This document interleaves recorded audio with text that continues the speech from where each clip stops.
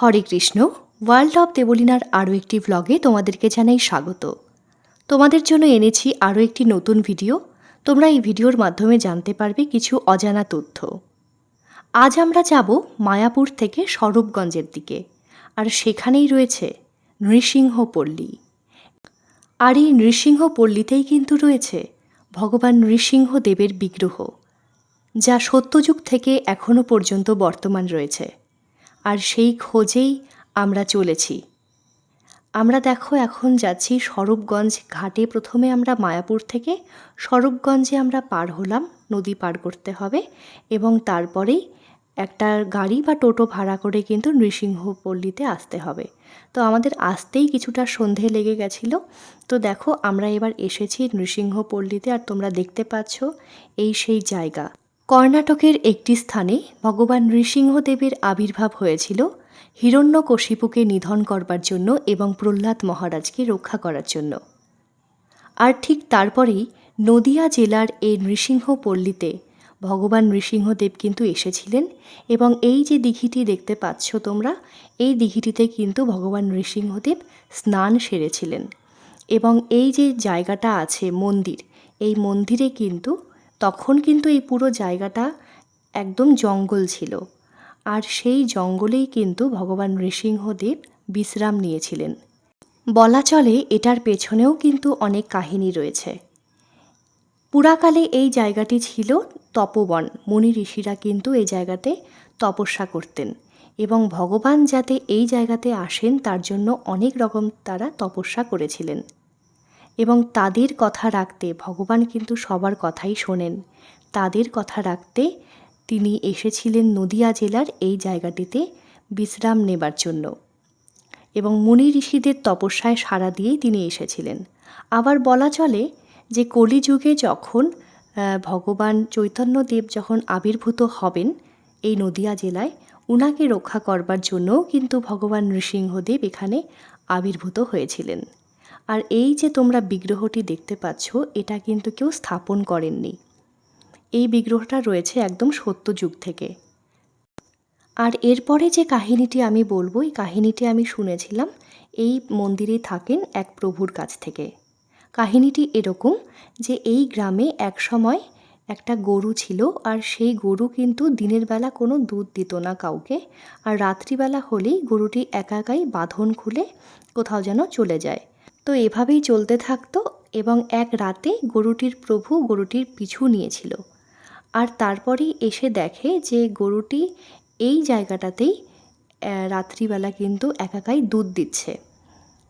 তারপরেই তারা এসে দেখে যে অনেক ঢিপি আছে, মাটির ঢিপি, পাথরের স্তূপ, তার মধ্যে থেকে একটা ছোট্ট কিছু দেখা যাচ্ছে। তারপরে সেই মাটি সরিয়ে, পাথরের স্তূপ সরিয়ে দেখা যায় নৃসিংহদেবের এই বিগ্রহটি উদ্ধার করবার পরে তখনকার দিনের রাজা কৃষ্ণচন্দ্র বলেছিলেন যে এই জায়গা থেকে সরিয়ে আমরা বিগ্রহটি অন্য জায়গাতে নিয়ে যাব এবং সেখানে মন্দির স্থাপন করব। কিন্তু কোনোভাবেই এই বিগ্রহকে সরিয়ে আনা যায়নি, এবং রাজা কৃষ্ণচন্দ্র এই জায়গাটিতেই তারপরে একটি মন্দির স্থাপন করেছিলেন। আর তোমরা যে বিগ্রহটি দেখতে পাচ্ছ এই মন্দিরে, এই বিগ্রহকে বলে উগ্রমূর্তি, ভগবানের উগ্রমূর্তি। মানে ভগবান যখন হিরণ্যকশিপুকে নিধন করেছিলেন তারপরেই এই রূপটি। এবং মায়াপুর চন্দ্রোদয় মন্দিরে যে রূপটি রয়েছে ভগবান নৃসিংহদেবের, তাকেও বলে উগ্ররূপ। যখন ভগবান নৃসিংহদেব হিরণ্যকশিপুর রাজদরবারের সেই স্তম্ভ থেকে যখন বেরিয়েছিলেন, সেই রূপটি হচ্ছে মায়াপুর চন্দ্রোদয়ের নৃসিংহদেবের রূপ। আর এই মন্দিরের রূপ হচ্ছে যখন নিধন করা হয়ে গেছে তারপরের রূপ। তোমরা দেখতেই পাচ্ছ। আর প্রভু কিন্তু আমাদেরকে পুরো ঘটনাটি বিশ্লেষণ করে বলছেন, যেহেতু অনেকটাই রাত হয়ে গেছে সেজন্য খুব সংক্ষেপে আমাদেরকে কিছু বোঝাচ্ছিলেন, মানে এই কাহিনীগুলো আমাদেরকে বলছিলেন। এবং এই কাহিনী কিন্তু শাস্ত্রেই রয়েছে। আর যে গরুর কাহিনীটি বললাম, এটা কিন্তু এই প্রভু ছোটোবেলাতেই শুনেছিলেন, কোনো বইতে তিনি পাননি। আর এই জায়গাটার ঠিকানা আমি দিয়ে দিই। প্রথমে তোমরা মায়াপুর থেকে স্বরূপগঞ্জে ঘাটে আসবে, তারপরেই তোমরা টোটো বা তোমাদের যদি পার্সোনাল কার থাকে সেটাও তোমরা নিতে পারো। তারপরেই আমঘাটা যে স্টেশন রয়েছে, আমঘাটা স্টেশন পেরিয়ে তারপরে একটা গ্রামের মধ্যে কিন্তু ঢুকতে হবে তোমাদেরকে। একটু জিজ্ঞেস করেই আসতে হবে, কারণ এই জায়গাটা সচরাচর কেউ সেরকমভাবে চেনেন না। তো একটু তোমাদেরকে খোঁজ খবর নিয়েই আসতে হবে। তবে অবশ্যই কিন্তু এই জায়গাটি আসবে, কারণ ভগবান নৃসিংহদেব স্বয়ং এই জায়গাতে বিশ্রাম নিয়েছিলেন। এবং তোমরা দেখতে পাবে পেছনে এত গাছ রয়েছে, সব কিন্তু ভগবানের প্রিয় গাছ। তমাল গাছ আছে, তেঁতুল গাছ আছে, আরও মাধবীলতা গাছ আছে। সেই ছোট্টবেলা থেকে কিন্তু প্রভু দেখেছেন মাধবীলতা গাছ এত মোটা আর এভাবেই রয়েছে। মানে সত্যি, মানে মায়াপুরের প্রত্যেকটি জায়গা, নদিয়া জেলার প্রত্যেকটি জায়গা ভগবানের লীলাক্ষেত্র, লীলাভূমি। কোনো না কোনো এখানে ঘটনা রয়েছেই। আর সেই সব ঘটনা শুনতে তো আমার খুবই ভালো লাগে। তো অবশ্যই তোমরা এই জায়গাতে যাবে। আর যদি আমার ভিডিও ভালো লাগে তাহলে অবশ্যই আমার চ্যানেলকে সাবস্ক্রাইব করবে। আর তোমরা তো আমাকে অনেক অনেক ভালোবাসা দাও, সেই জন্যই তো আমি তোমাদেরকে এত ভালোবাসি। আর এরপরেই তোমরা শুনবে প্রভুর কাছ থেকে আমরা কী কী কথা শুনেছি, সেই সব কথাও কিন্তু এখানে আছে। তোমরাও একটু ভালো করে শুনে নাও, তাহলে তোমাদেরও ভালো লাগবে। আর হ্যাঁ, বলে দিই, এই মন্দিরে কিন্তু তোমরা পুজো দিতে পারবে সকাল 10টা থেকে দুপুর 3টে পর্যন্ত, একদম 365 দিন, যতই ঝড় বৃষ্টি তুফান হোক প্রত্যেক দিন কিন্তু এখানে সকাল 10টা থেকে দুপুর 3টে পর্যন্ত পুজো দিতে পারবে। ওখান থেকে বধ করে এসে এটা কিন্তু বিশ্রাম করেছে। এটা বিশ্রামের জায়গা, এটা বধের জায়গা। এই দিঘিটা আছে না, এখানে হাত মুখ ধুয়ে এখানে বিশ্রাম করেছে। স্নান করেছে, হ্যাঁ, স্নান করে এখানে বিশ্রাম করেছে। যাই হোক, তখন ওই বলেছে এখানে আসে, বলে হ্যাঁ, তখন পিলার ভেঙে দিয়েছে। তখন এখান থেকে এইটুকু সিংহরূপ, এইটুকু মানুষ রূপ হয়ে যুদ্ধ করে সন্ধ্যেকাল অনেকবার যুদ্ধ করতে করতে বলেছে আমাকে মারতে পারবে না তুমি। বলে না, কেন মারতে পারবো না? বলেছে আমি ব্রহ্মার বর পেয়েছিলাম। ব্রহ্মার বর সত্যযুগ থেকে, হ্যাঁ, এখানে পাওয়া গিয়েছিল। এখানে তৈরি না, কিন্তু এটা এখানেই ছিল। এখান থেকে সরাতে পারেনি কৃষ্ণচন্দ্র রাজা, সরাতে চেয়েছিল। যখন পেয়েছিল এখানে প্রচুর জঙ্গল ছিল, ঠিক আছে, এখানে জঙ্গল ছিল। এখানে এই জায়গাটাই হচ্ছে তোমার দেবপল্লী, এর অরিজিনাল নাম হচ্ছে দেবপল্লী। এখানে যত ঋষিমণি, যত সাধু এখানে ধ্যান তপ করতো, মানে সাধনা করতো, এই ভগবানের জন্যেই করতো, মানে আনার জন্য, ওনাদের জন্যই নিয়ে এসেছিল। আর চৈতন্য মহাপ্রভু নদিয়ায় জন্ম নেবে, ওনাকে রক্ষা করার জন্য উনি কিন্তু এসেছেন। মানে গীতা ভাগবতে যা পাওয়া যায়, এটা আমার কথা না, শাস্ত্রে যা পাওয়া যায়। চৈতন্য মহাপ্রভুর মুখে ভাত এখানে হয়েছে, মুখে অন্ন, মুখে প্রসাদ দেয় না, মুখে প্রসাদ চৈতন্য মহাপ্রভুর মুখে প্রসাদ দিয়েছে এই জায়গায়।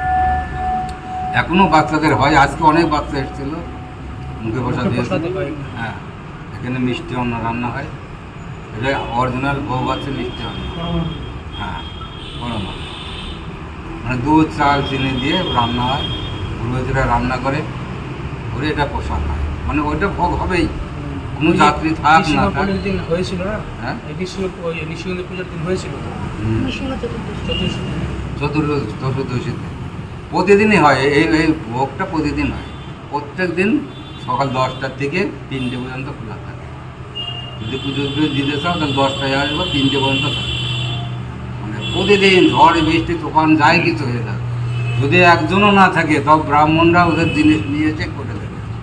এটাই করা আছে আর কি। এটা প্রতিষ্ঠান করা নেই। আমি আমার জন্ম এখানেই, আমি ওই পর্যন্তই দেখছি এরকম। হ্যাঁ, আর হ্যাঁ, বহু আগেকার এটা। তোমরা শুনলে তাহলে প্রভুর কথা।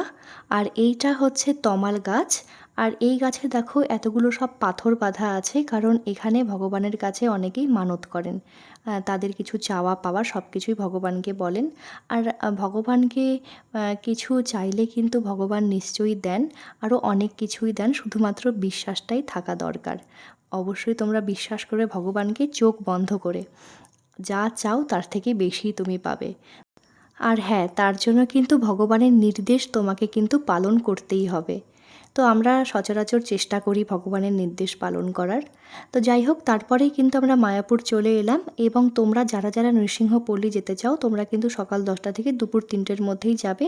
সন্ধে করবে না, তাহলে জিনিসগুলো তোমরা দেখতে পাবে না, মানে যেসব স্থানগুলো রয়েছে সেটা কিন্তু দেখতে পাবে না, আর বেশিরভাগ মন্দির কিন্তু বন্ধ হয়ে যাবে। তো আজকের মতো বিদায়, টাটা, হরে কৃষ্ণ।